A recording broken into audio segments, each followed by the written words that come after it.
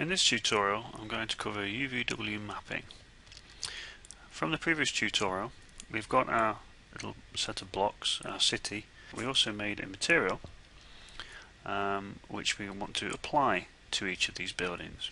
It's going to be a bit repetitive, but it's going to look reasonable.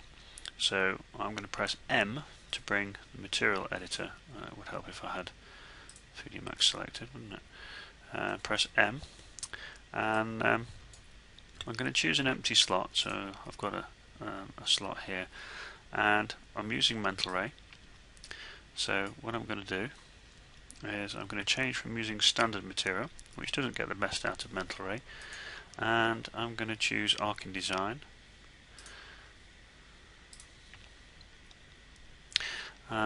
Generally speaking, I want the finish to be probably pearl, so I get some reflection but not too much.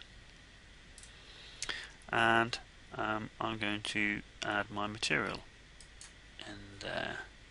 So instead of clicking on the colour, I went to the box next door, and I'm going to choose bitmap, and then I have to tell it where the picture lives. In this case it's my documents, 3D Max,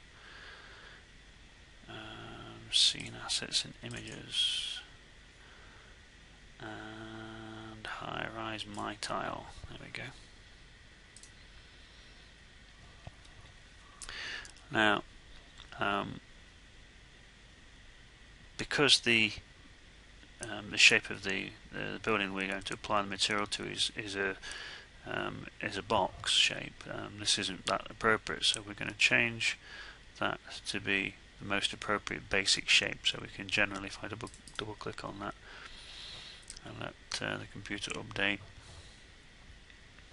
I get to see generally what it looks like, and that's fine. So it looks quite good on the roof, and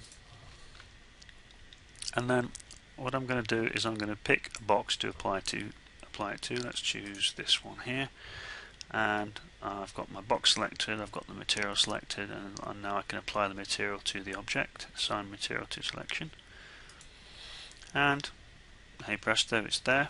We can't see it. If we want to see it, we can press this button here. There we go. And so now what I'm going to do is I'm going to zoom in, and we're going to have a look at this a bit closer.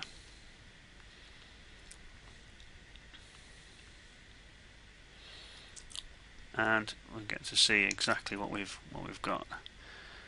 Now I think what I want to do now is I want to show you how you can adjust the way that this pattern appears on the box. So I'm going to close the material editor because we're done with that for the moment, and I'm going to go to the modify tab. In the modifier list I'm going to choose UVW map, which is towards the bottom, UVW map.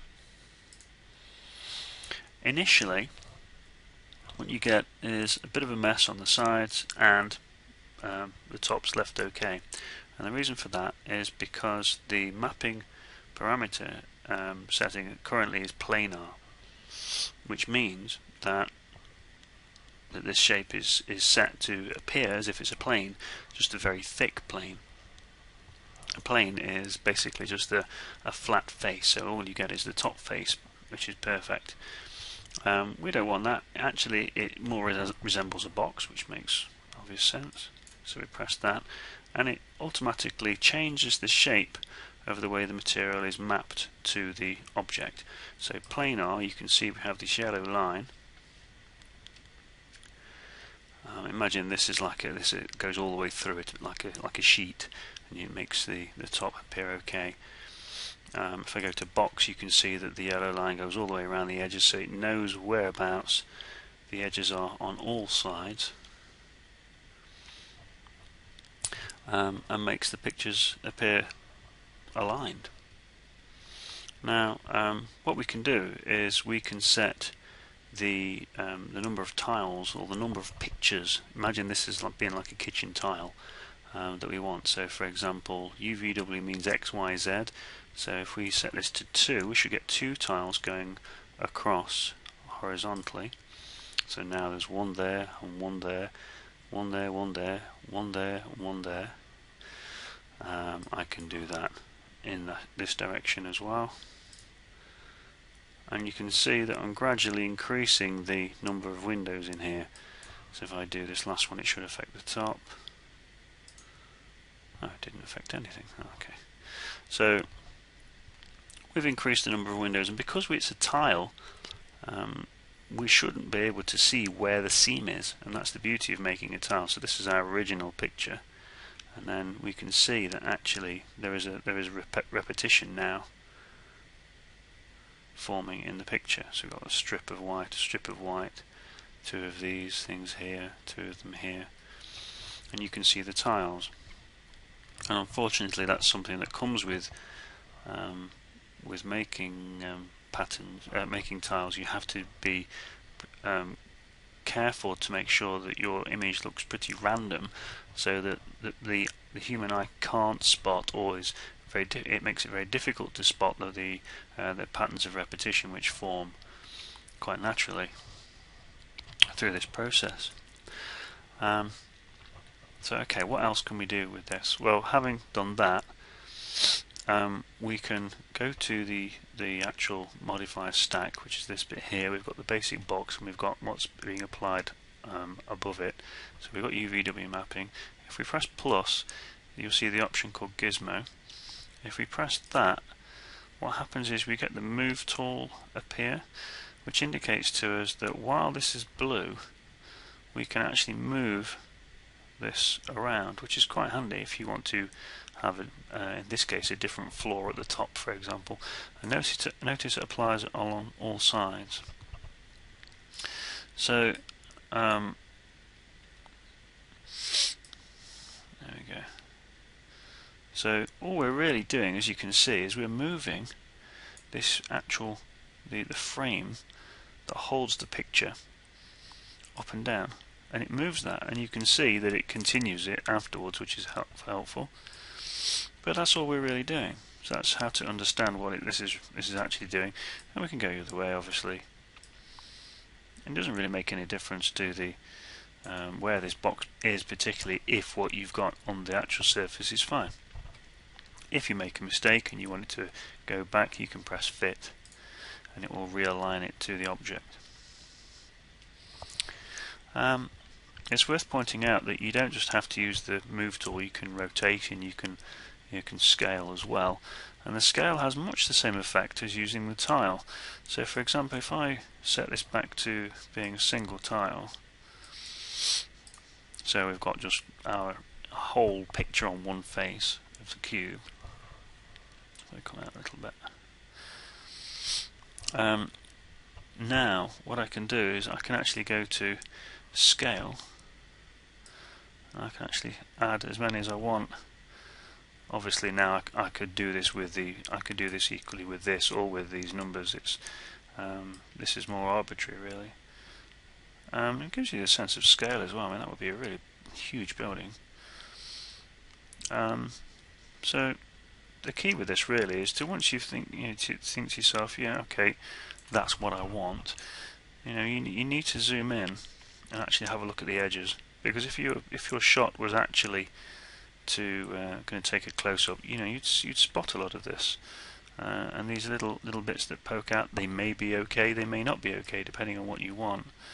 But you need to make sure that you're positioning things as you really want them to be. So I think that'll probably do.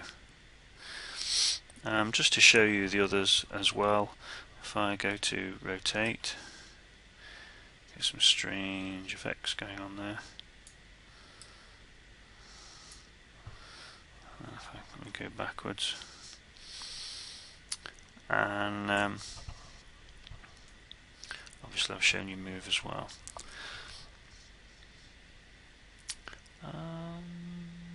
Yeah, that'll do actually. Okay, that's how to apply your material to a box. Let's have a look at the render, shall we?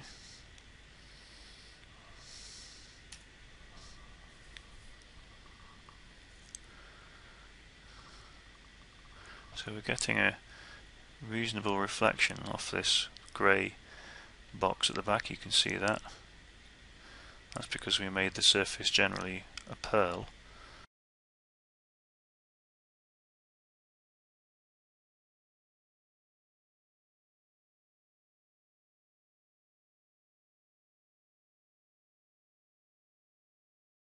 Okay, difficulties we've got here are the front looks fine, the side doesn't look fine, and the roof, well, looks pretty stretched, doesn't it? So let's have a look at that, see if we can change that. Let me just go back to fit.